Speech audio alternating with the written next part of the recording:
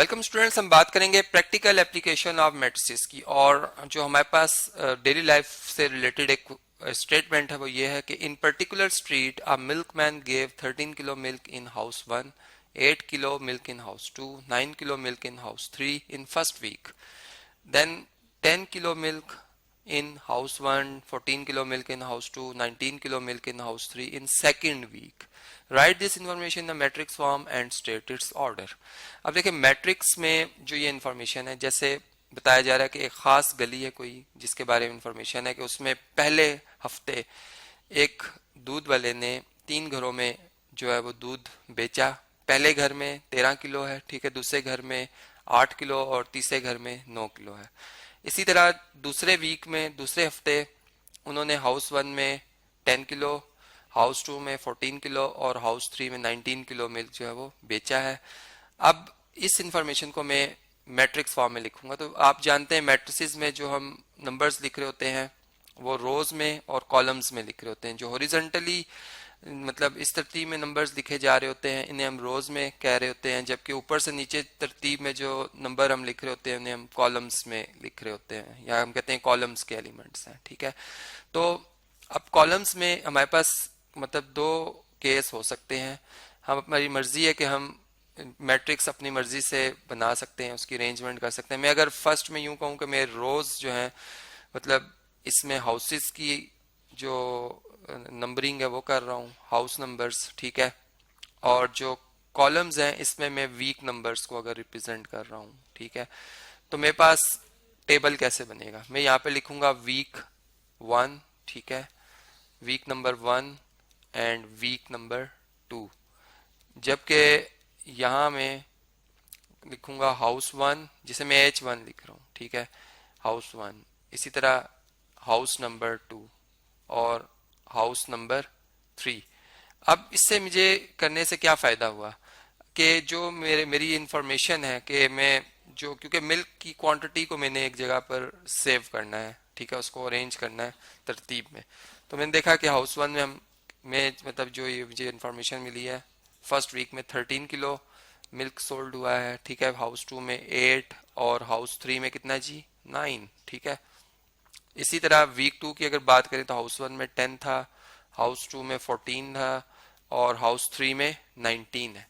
तो ये जो हमारे पास अब अरेंजमेंट्स हुई है एलिमेंट्स की इन रोज एंड कॉलम्स, अगर मैं इसे इनक्लोज्ड कर दूं एक स्क्वायर ब्रैकेट में या ब्रैकेट्स में, पेयर ऑफ ब्रैकेट्स में, जो पैरेंथेसिस भी हो सकते हैं, ठीक है, तो ये एक मैट्रिक्स फॉर्म कर देंगी इस तरह से कि ये भी मैं एक स्क्वायर ब्रैकेट बना रहा हूँ, इसमें मैं लिख रहा हूँ 13, 8, 9, देन 10, 14, 19 और इस तरह से मैं इसे इनक्लोज कर रहा हूँ। तो ये मेरे पास एक मैट्रिक्स आ गया। अब इसमें अगर आप देखें तो कितनी रोज हैं जी, इसमें 2 रोज हैं, ठीक है। नंबर ऑफ मैं यहाँ पे लिख देता हूँ रोज, ये हैं 2, और इसमें नंबर ऑफ कॉलम्स कितने हैं, ये हैं 3। अगर आप देखें तो 1, ये 2 और ये 3।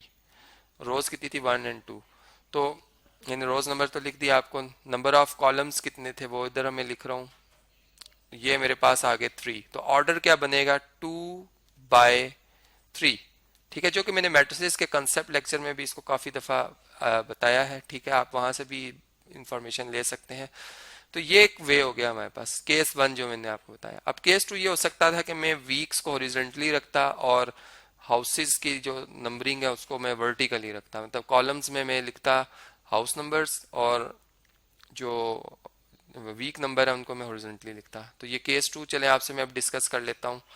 केस 2 क्या होता, यहाँ पर हम लिखते हैं वीक 1, यहाँ पे लिखते हैं वीक नंबर 2, चलें ये नंबर भी यहाँ पे मैं लिख देता हूँ, और यहाँ पे लिखते हैं H1, H2 means house number 1, house number 2 and house number 3।